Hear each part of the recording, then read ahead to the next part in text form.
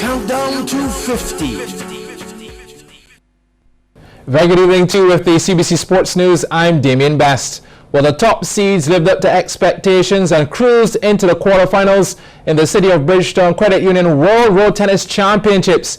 Played at Display Memorial Secondary School, the men's top seed Mark Venom Griffith was a winner in his first round match with Chester Brewster. Here is a look at that opening night in that open men's section. City of Bridgetown Credit Union World Road Tennis Championships Open Men's Competition. All Barbados affair. Victor Earth Ward closest to the screen versus Michael Jean. And these two had a keen battle in the first game and were prepared to rally into the wee hours of the morning. Ward getting the point under protest from Jean. But there was no doubt on this occasion, both players exhibiting smooth forearms and backarm shots until Jean pulls the choke with the injection. Ward says he's not interested. Credit to Jean though, scores tied late, Ward into the net, unforced error. However, Ward would draw first blood in his two best of three, 23-21, hard off the net and out by Jean. Second game, Ward with that big forearm slice, aka the chopping style, keeping Jean busy. And he would eventually close out the game and the set 21-19. Second matchup, Curtis Jones wearing the white cap, looking like Andy Murray, playing against Alexander Clark closest to the screen. Clark had a 3-love lead early on, but Jones quickly leveled. Clark showing some good intent. Perhaps he could upset a top 5 seed. Good smash. Jones though brought him back to reality, taking the first game 21-11. Clark stretching at the max. Jones on the second occasion, too much to handle. Second game, Clark starting well, forcing shot, not on target with the return. The very next point, Jones went for the syringe and left his opponent in disbelief. The injection. Credit to Clark, he got to 16 before Jones bid him farewell. Two straight, 21-11, 21-16. The top row tennis player on the island next, Mark Venom Griffith, playing Chester Brewster in the far court. Brewster out the gates first, cross court winner. Scores locked at 5-all. Griffith whips this one past Brewster. But as the saying goes, two can play that game. 5 stars for the racket speed and placement. At 18-16, Brewster felt he had enough momentum to close out the first game, making sure his opponent knows he means business. But talk is cheap and action speaks louder than words. Brewster, would you believe it, leading 20-17, allowed Venom back into the contest, tying the game at 20-all, and then Venom taking the lead 21-20. Griffith eventually sealing the first 22-20 and closing out the second game at 21-11. World boss in the house next, Julian Michael Jackson White versus Shabir Greenidge closest to the screen. Greenidge used his forceful shots to push White into committing unforced errors. But White is a clever fella. Took the opener 21-15. He's in form. So would this be a routine night? Not quite, because Greenidge tied proceedings at 1 apiece in the second, 22-20. Jackson just couldn't close it out. Greenidge staying alive. Well, in the third, White left nothing to chance as fitness came into play. Danger averted.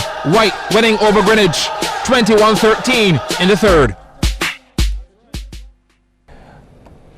Well, meanwhile, in the women, the semi-finalists are already known. Number 1 seed Kim Holder won her quarterfinal match against Shireen Ward, 21-18, 21-16, while number 2 Sheldon Waldron defeated Margot Lord, 21-9, 21-10. In the international men's category, the semi-finalists are Sean Stanley of St. Vincent and the Grenadines, John Pierre Daly of Jamaica, Maurice Cummins of Guyana, and Joshua Meza of the United States. Day 2 action is currently live on MCTV channel 115.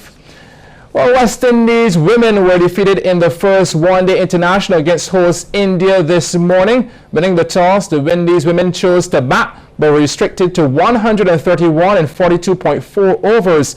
Marissa Aguilera scored an unbeaten 42. In reply, India women replied with 133 for 4 to win by 6 wickets. Vida scored an unbeaten 52, while Shakira Selman took 2 for 11 off 9 overs. Well, Sri Lanka won the second test against Zimbabwe by 257 runs to wrap up the series 2-0 and collect their 5th consecutive win in test this morning in Harare. Scores in the game: Sri Lanka 504 and 258 for 9 declared, Zimbabwe 272 and 233. Ranganahiraf to 8 for 63 in the second innings for match figures of 13 for 152.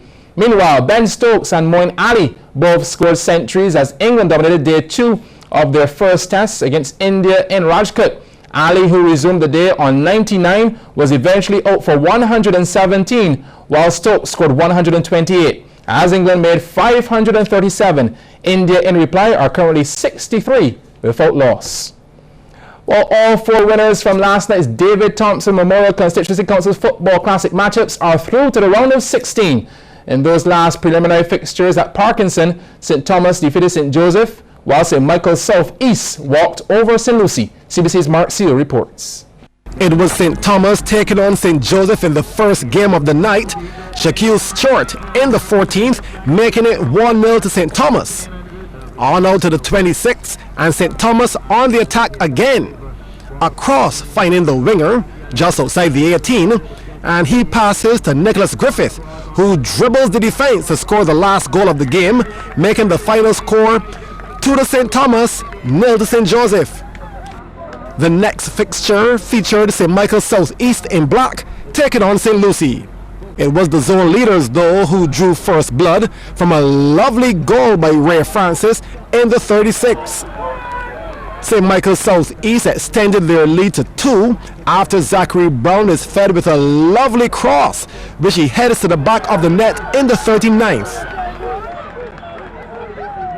Brown in the second half, with a goal hunger, satisfied his appetite with a second strike, burying the ball to the right of the bar, making the score 3-0.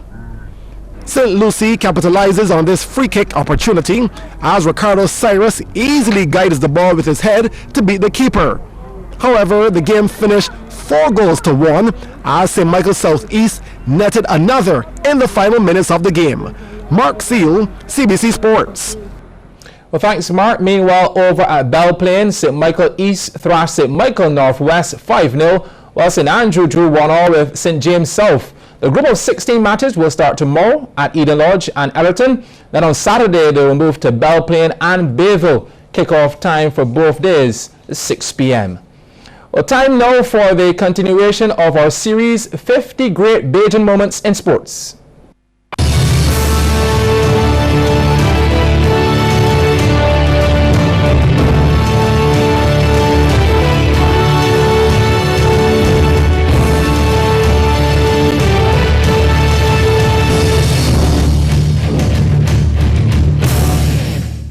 The year 2000, right here in Barbados at the Wildy Gym.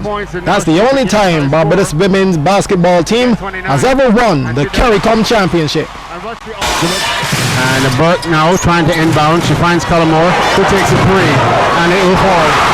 Yes, from the time it left her hand, I could tell the art was right. So here they go. And one of Barbados' key player and captain, that's me, and that's Morris. If she's injured or just too tired, she's being found on the bench. I'm surprised she's out of the game. Well, you called it, Hayden. You called it. The tap was indeed controlled by Barbados, and the woman who won the tap gave the pass, and that's an assist. And a big shot. 5 unanswered points by Barbados.